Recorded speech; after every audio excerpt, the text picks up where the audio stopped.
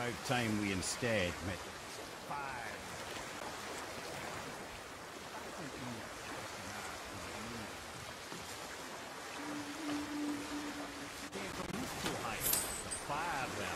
Bringing heat, conjuring the sun from his primordial flame. But let's come back to that flaming sword. Shoot the blade towards the flame for one purpose alone: to burn down Asgard when Ragnarok.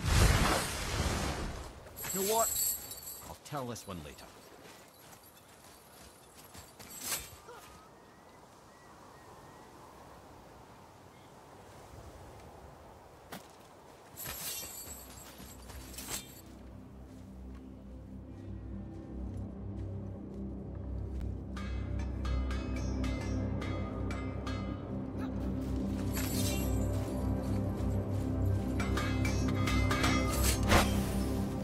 So... Huh. I was just as unsanitary as the next.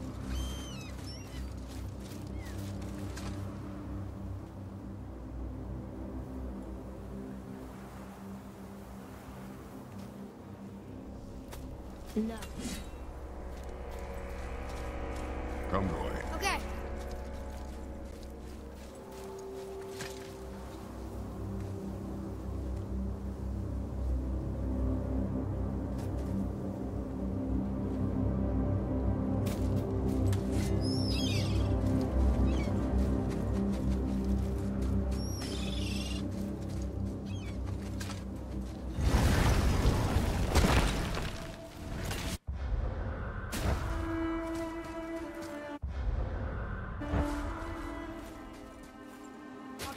Aye, lad. The Council of Valkyries. The Valkyries are of Valhalla, are they not? Glad to see you're paying attention, brother. You are correct. Valhalla, the great hall of the Einherjar, is their home within Asgard. There, they are subject to the scrutiny of the All-Father himself. And relations between the Valkyries and Odin were tense during my tenure as his advisor. Why? Well, that's an even longer story, lad. For now, why don't we look around for some clues?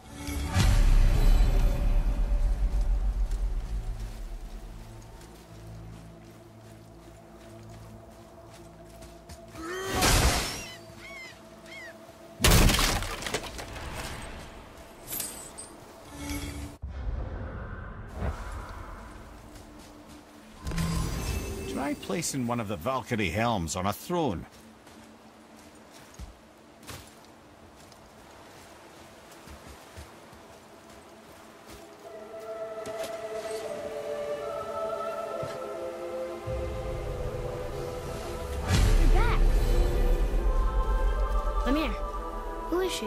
Gunnar, Mistress of War. After any conflict, big or small, she would be first on the scene, sussing out the...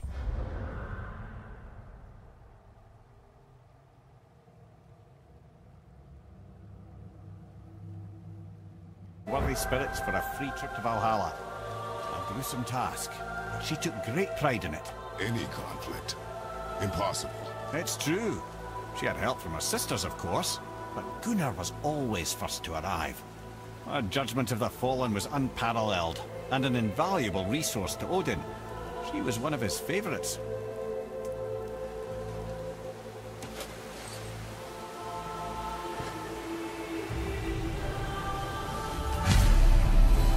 Ah, Gondul. Beautiful Gondul. Huh?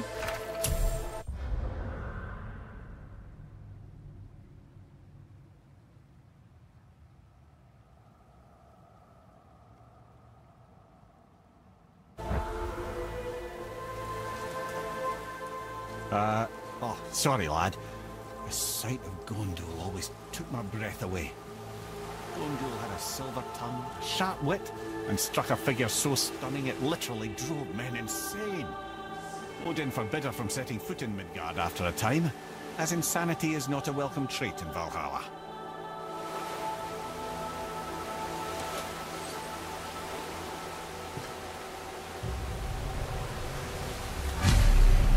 This is none other than Geirdrifo, the Master of Arms in Valhalla, responsible for arming and training Odin's Einherjar.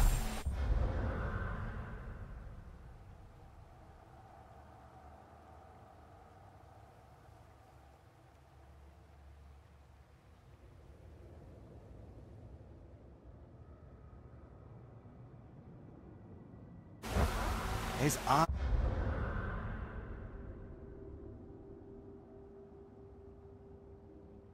come Ragnarok. The entire reason Valhalla exists, you see. The Einherjar wait in the Great Hall endlessly, feasting, drinking, and fornicating themselves silly. Once Ragnarok begins, Odin calls them into service to fight on his behalf. Deirdre Fool had her hands full training that lot.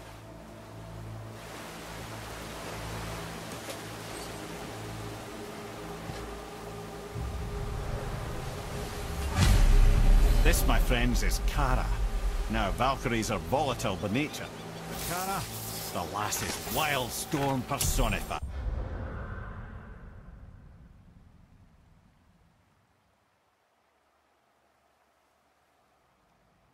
A wild storm. Aye, calm and collected. Then the air would shift and the fury of her storm would unleash. It was beautiful in a way, assuming you could find proper shelter. Her tears would cleanse the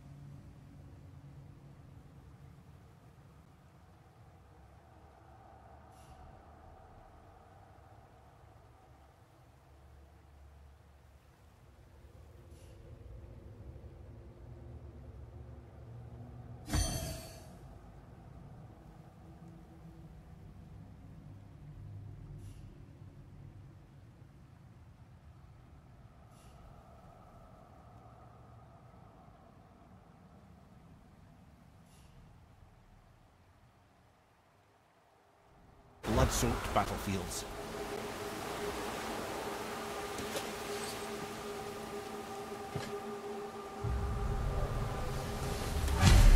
This is Rota, a chooser of the slain. Not all the Valkyrie did that. Not exactly, lad. Although that is what they're most famous for, and by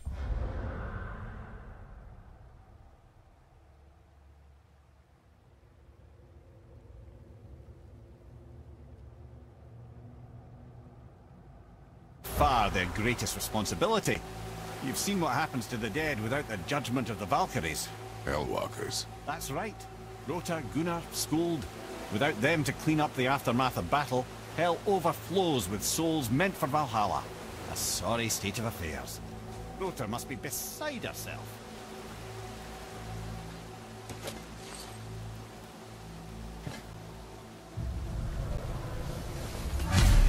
Ah, here we have Air, the healer.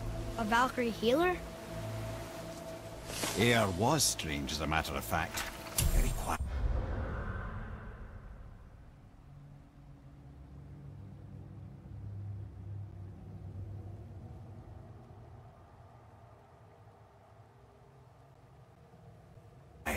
Very calm. Where her sisters were violent rapids, there was a gentle stream. She healed the wounds of both mortals and gods, and even a certain all-knowing sage who once drank too much and fell off a mountain. Not my proudest moment.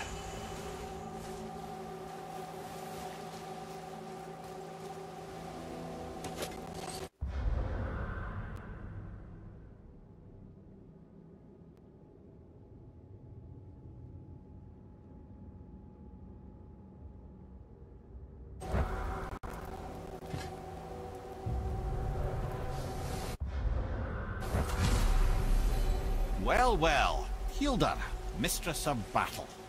She and Odin got on quite well, actually. Her and the other Valkyries.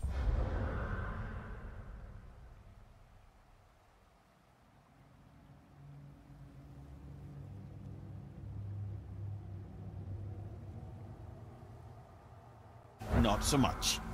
She would spend most of her time here in Midgard observing discord between the living, and sewing some up herself from time to time.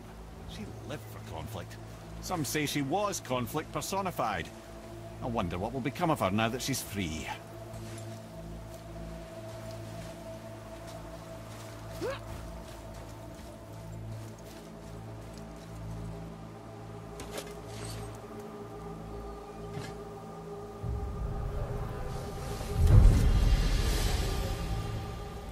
Olrun, once the daughter of a powerful chieftain. She fell defending him during a reaver.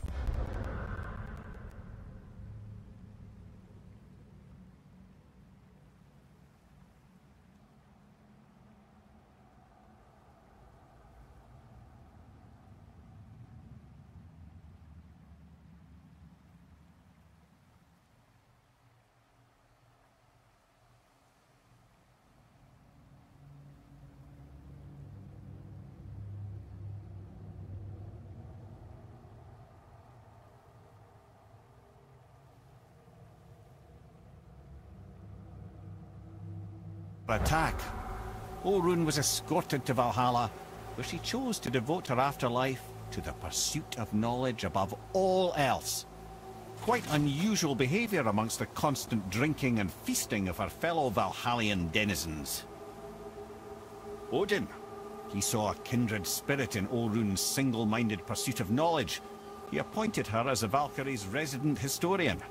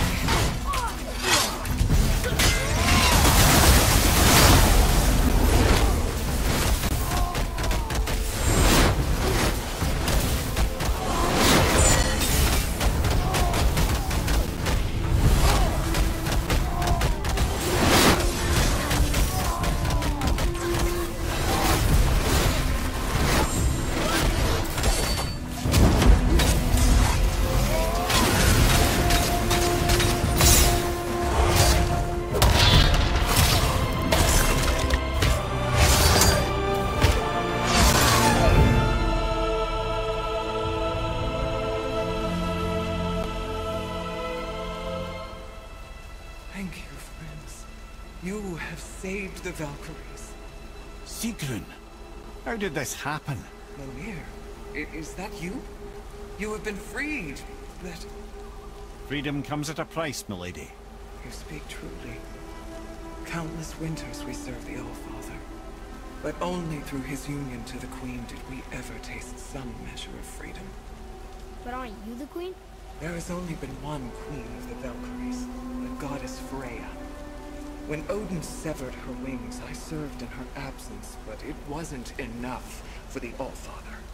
He used an archaic piece of magic, corrupting my sisters. I tried to contain the damage by imprisoning them in places where they could cause no harm, but soon I lost myself as well. Sigrun, I'm sorry for being so worthless. I could have done something, or tried at the very least. What will you do now? I must reunite with my sisters. Together we can restore balance to the realms. You have the eternal blessings of the Valkyries.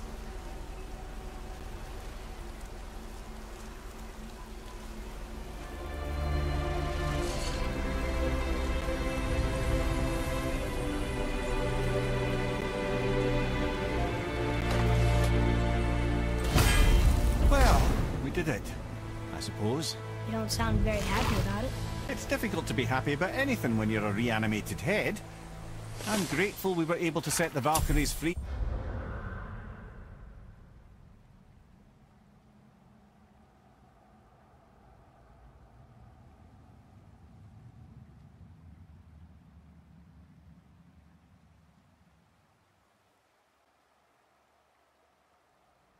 But so much of this could have been avoided.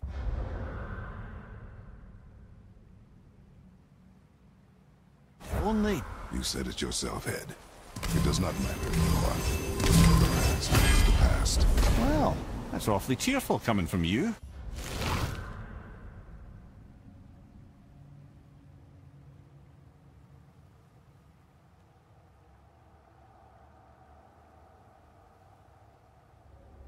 I am in a good mood.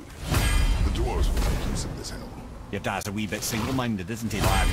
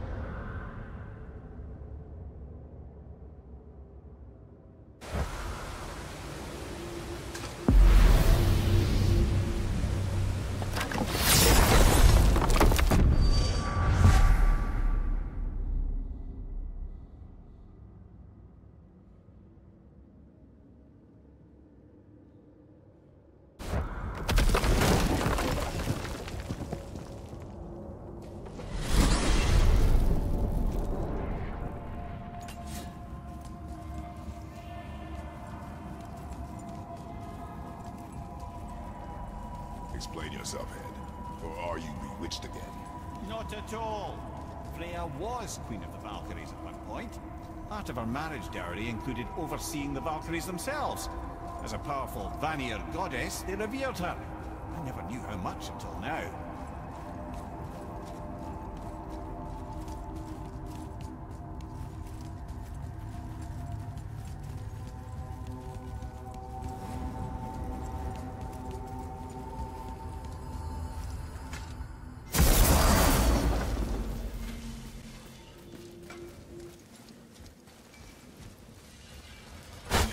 busting around Niflheim, have we?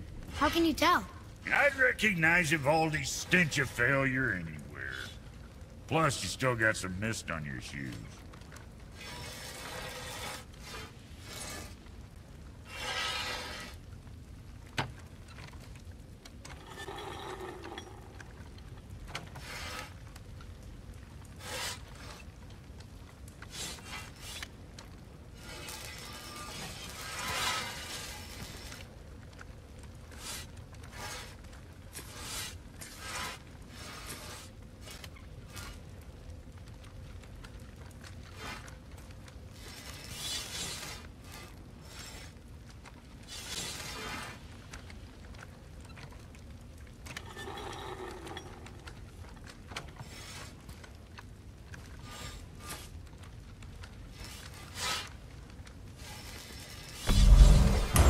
Scuff that up.